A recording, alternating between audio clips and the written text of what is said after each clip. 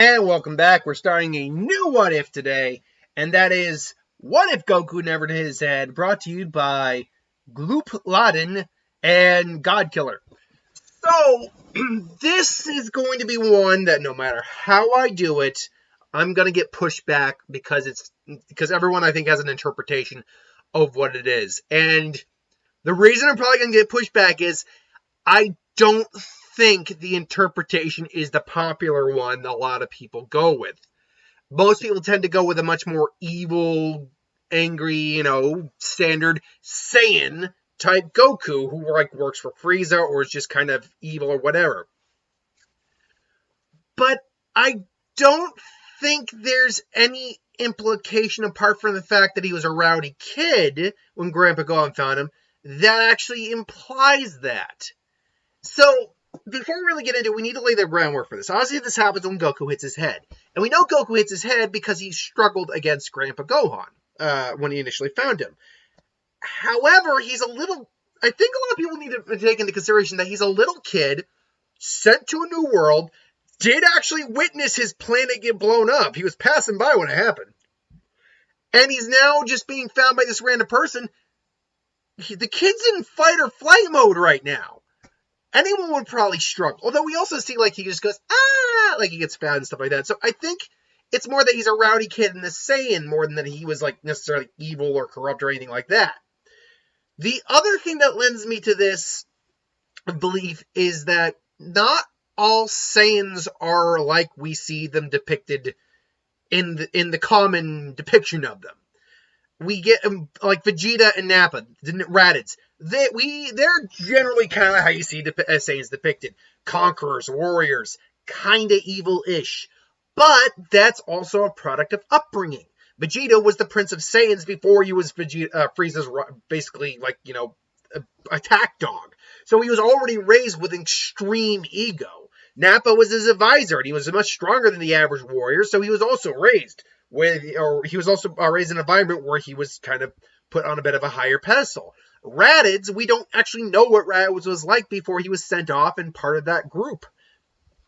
But we do know that Broly, for example, while having rage issues, given the circumstance, is actually normally a very kind and peaceful individual. He's a gentle giant.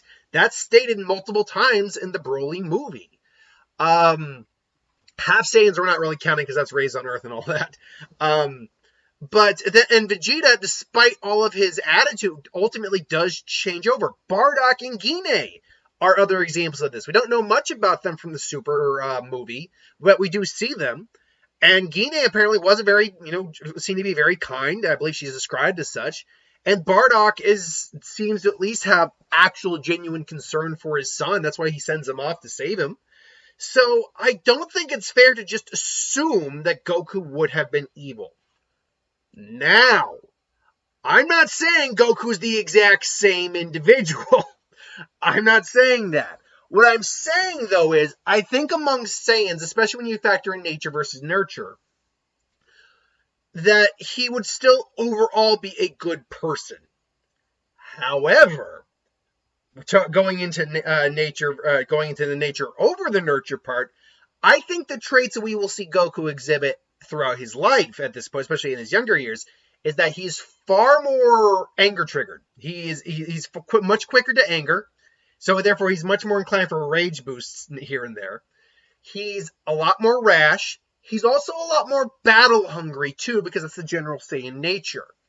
And because of this, between rash, a little bit quicker to anger, and basically a bit more wild, and just even more battle hungry than Goku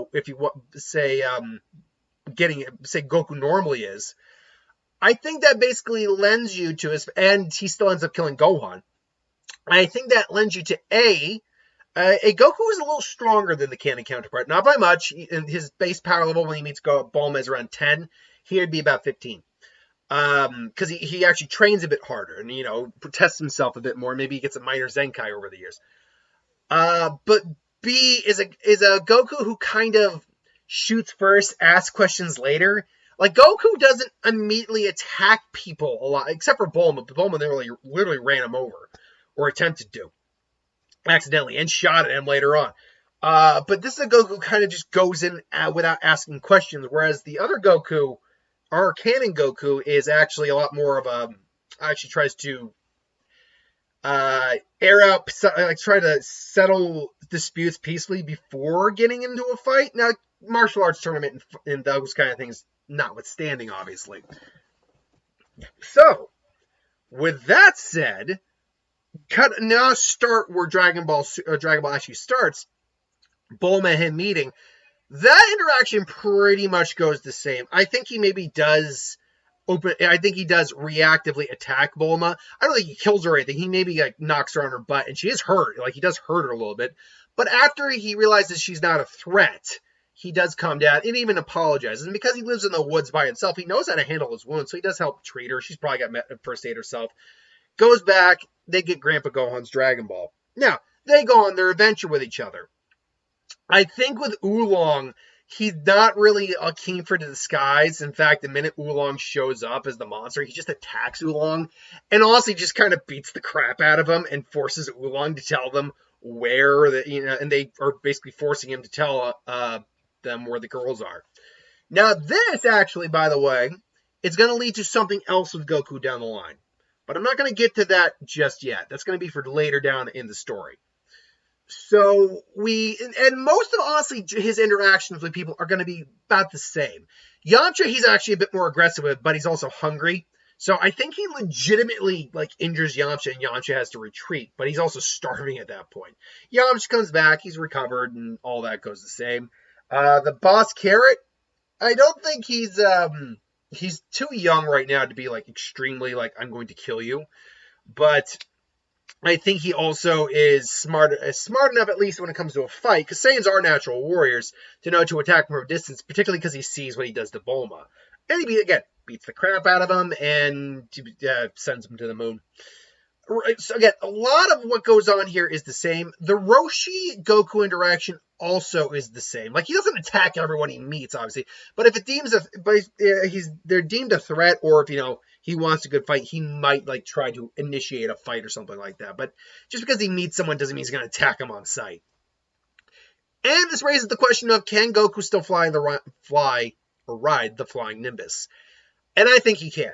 Just because you're aggressive, look at Broly. Broly, for all intent and purposes, and I'm going to use Broly as a good comparative point, because I think he's a good example of what we're kind of looking at with Goku. Generally speaking, he's a peaceful guy when, left to his own devices. But, when you mix other people into the equation, his aggressive tendencies come out. Add on to the fact that he's much more easily prone to a rage boost, though just not a, legendary Super Saiyan rage boost. But Broly, by all intent and purposes, is a pure of heart individual. He could easily ride Flying Nimbus. Goku, I think, honestly, is still the same individual. He is in terms of purity. He's just got those aggressive tendencies. But so does Gohan. Gohan can rage out and all that. So we know he rides around on Flying Nimbus. So I think it's very. I do think it's very likely that he'd still be able to ride Nimbus. But most of these interactions go down pretty much the same. Him and the Oxing, he tries to fight the Oxing, goes nowhere, so they gotta go get Roshi. Roshi blows up the mountain, Goku shows off the Kamehameha. They get captured ultimately by the Pilaf gang. He turns into the Great Ape, which is much stronger. He's about 50% stronger at 150 than he is here at the normal 100 he was, and goes crazy, but they ultimately cut his tail off, which is for the underwear, and he goes into train with Roshi. Now, I think he proves to be a bit more difficult of a student than Goku initially was, because he was just all jovial, okay, I'm just accepting everything on the chin. With this Goku, I think he's a bit more willing to push back against Krillin and even actually fight him square on. And this, I think, actually can have an advantage for both of them, where it actually strengthens them overall, because they're actually now sparring straight out. Granted, Roshi's training should help him curb a little bit of his temper, but he's always going to have that level of aggression, because he is look at Vegeta. There's an example here. Vegeta ultimately curved his personality out pretty well, but he still has a temper. He still is willing to, just strike out at individuals if they piss him off enough. But I think Vegeta's a good benchmark to kind of go off of with Goku, just without the arrogance and the pride. Ultimately, their training still goes down with Goku both adding benefits to his temper, causing him and Krillin to duke it out more often, and downsides, causing him to basically, hinder himself. So while I think he'd still get the initial 10 times multiplier he got with Roshi's training, because he went from 10 to 100, although you could make an argument because of the whole oolong or the peel-off thing, he may have gotten a Zenkai. Wouldn't have been a big Zenkai, but he would have gotten a Zenkai. Though I don't think he did. Either way, he goes on. Let's just say the 150. And I think Krillin's a bit stronger here too, which puts the first tournament in a bit of a pickle, because base to base, that's a weird sentence to say, Goku is stronger than Roshi by about 12. Roshi's base power, I believe, is 138 or 139, so about 11 or 12. Goku is stronger. Now, Roshi is still ultimately the stronger fighter because when he uses his full potential, and he's just more experienced, has more techniques. But this begs the question, would he be able to take out Goku? 9 times out of 10, I still think he manages to do that. Blows up the moon. They're drawn out and tired, and my legs are longer, so I was able to dig in deeper. I still think that's very likely to happen. Goku's a bit more aggressive in this fight with, I think it's Giran or something like that, the name of the weird dinosaur dragon thing. And was it Nami or Namu? I can't remember the name of the kind of stereotypical Indian dude. I can't remember his name, but either way, they all celebrate. He still gets to eat his fill, and now he's just seeing the world on Nimbus. His first and main thing is to get the 4-star ball back, which runs him into the head of the Red Ribbon Army. This is another thing that I think it goes the same. Like, he's going to still decimate the Red Ribbon Army, but I think he decimates them a bit more harshly, because what I was aiming at earlier was this Goku, I think, has less qualms about killing and sparing individuals. I think that's the big thing. Goku doesn't necessarily have qualms about killing. He'll kill when he has to. He's actually very rarely killed anyone, but he will kill when he has to. But it's more about sparing the enemy, like sparing Vegeta, sparing Frieza, sparing, I know he's sparing Piccolo. This Goku has a lot less qualms about that. Like, he's a bit more, like, definitive. It's like, oh, no, you're an enemy who might threaten the people I love. Oh, no, you're going to die. Because Gohan, I don't think, was able to instill any of that in him, per se. And to be fair, I don't think he had enough time to instill that in Goku in the original. But when you add in a more aggressive Saiyan nature to that, like a true Saiyan nature to that, it does mean that Goku is more likely to be like, yeah, no, boom. And that's where, like, the Vegeta thing is, and where he's like, yeah, no. You're too soft, Kakarot. This Kakarot's not too soft. Now, that being said, he still gets his... he fares better against Mercenary Tao here, because he is just stronger, but I still think he loses. He does do the training for Korin. Korin looks him over, too, and just goes, I don't know. I can say, you got a good hot kid, but I can sense a lot of anger in you. But please, I got help my friend's dad, and Goku's, just kind of begging for Korin, like, the intentions seem good. All right, I'll train you. And so he trains with Korin. Now, I think he still gets the general boost he does. Because he's stronger, I will put him more around, say, 200, even 200. Not drastically higher than, say, the 180, but it does put him at a significant advantage. And ultimately, he beats Mercenary Tab again, same way. They resurrect, I can't remember, it's Papa, or I can't remember that kid's name. But they resurrect his dad. All's well that ends well. The next tournament happens. Krillin's a little stronger, so he fares a bit better, but ultimately, it comes down to Goku and Tien. Now, Goku is the stronger one, but Tien is also still extremely powerful and just has more techniques under his belt than Goku. So I think, honestly, it still comes out to that knuckle brawler, and honestly, Tien would have lost that fight had that truck not happened, and I still think that happens here, where they beat the crap out of each other. Tien's in even worse shape, because Goku is just stronger than him, but Goku gets hit by the truck, and Goku This loss hurts Goku a bit more, like his pride. Like, I would have won if it wasn't for that stupid truck. And it's like, there'll always be there'll be other times, Goku. It's all right. It's like, no, he's still moping, but ultimately they get him some food, dinner, and all that, or they promise him dinner, and he's like, all right. He's like, okay. And now we get into the King Piccolo arc. He goes back to get his power pole because Krillin wants to do that. Finds Krillin dead. And he rages out to go find freaking it was a pan, right? No, it was not piano. Drum. It was drum, wasn't it?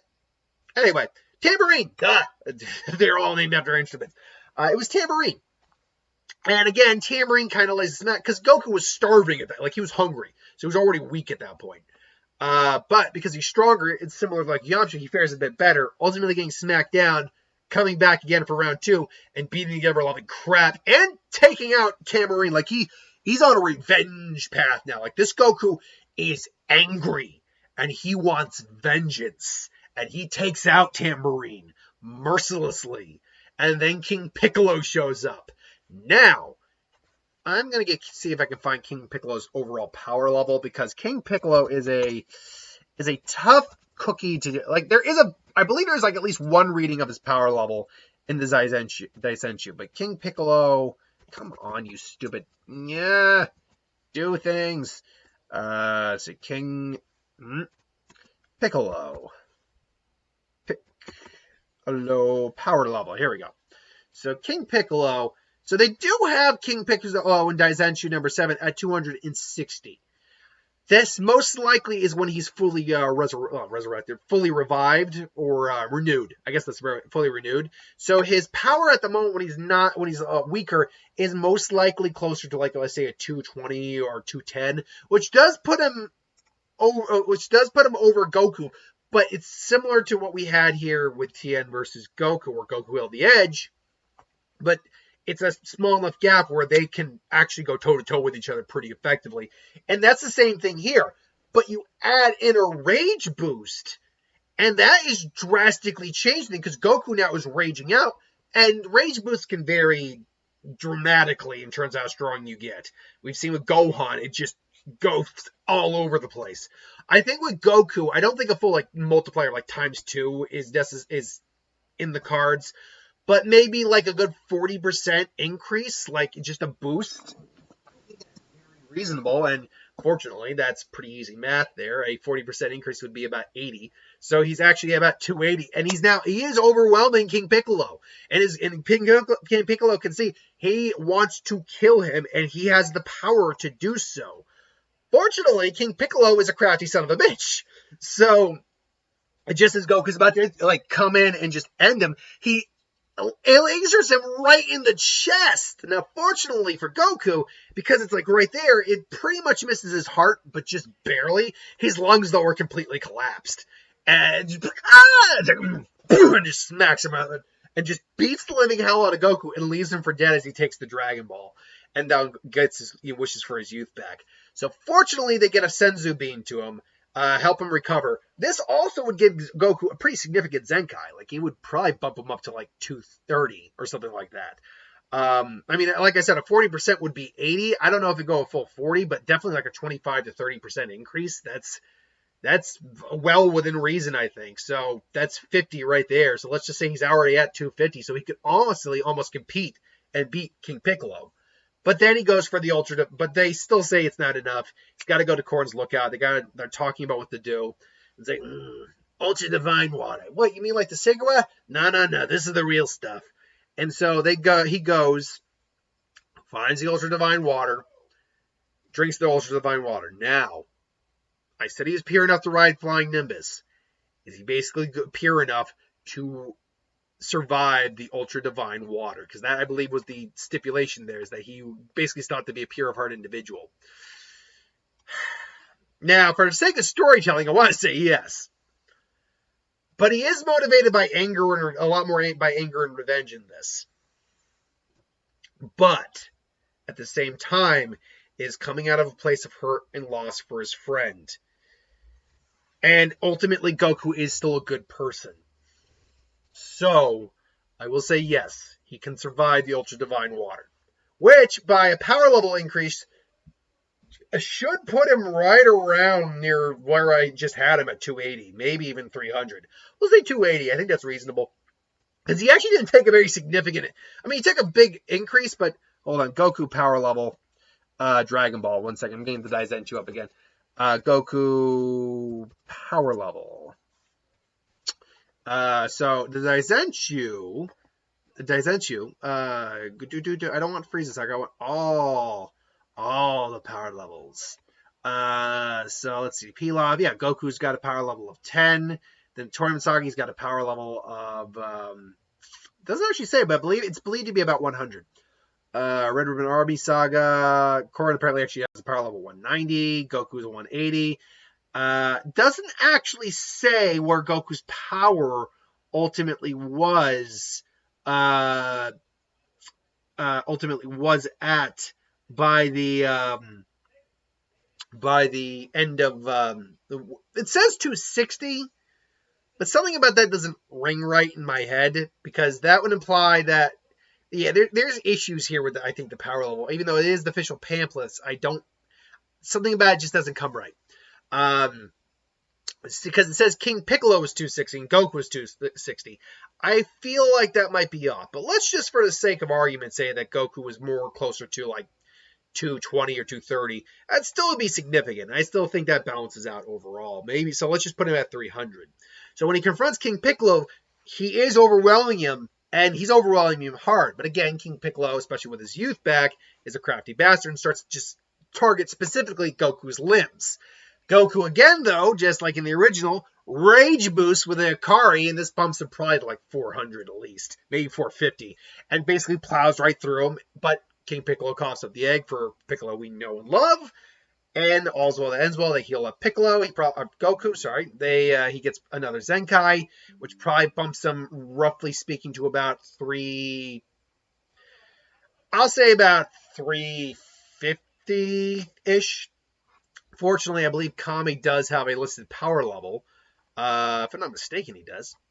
Do we have a power level for Kami? Because swore Kami had a power. Oh, Kami has, by Dragon Ball, he actually has a power level of 220. See, and this lends credence to the idea that Goku did not get to 260 through the Ultra Divine Water, because Kami kind of just blasted them back, and Popo easily could handle them. So, take that for what it's worth.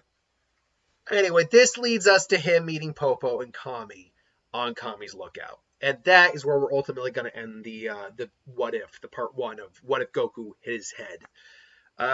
Basically meeting and conversating with Kami and Popo. So that is where we're going to end things today. Thanks for watching. Hope you enjoyed. Like, comment, share, subscribe. As always, if you want us to review something, put in the comments below. Let us know. We'll do a review at some point. Hit that bell if you want to be notified. Thanks for watching. I'll see you next time.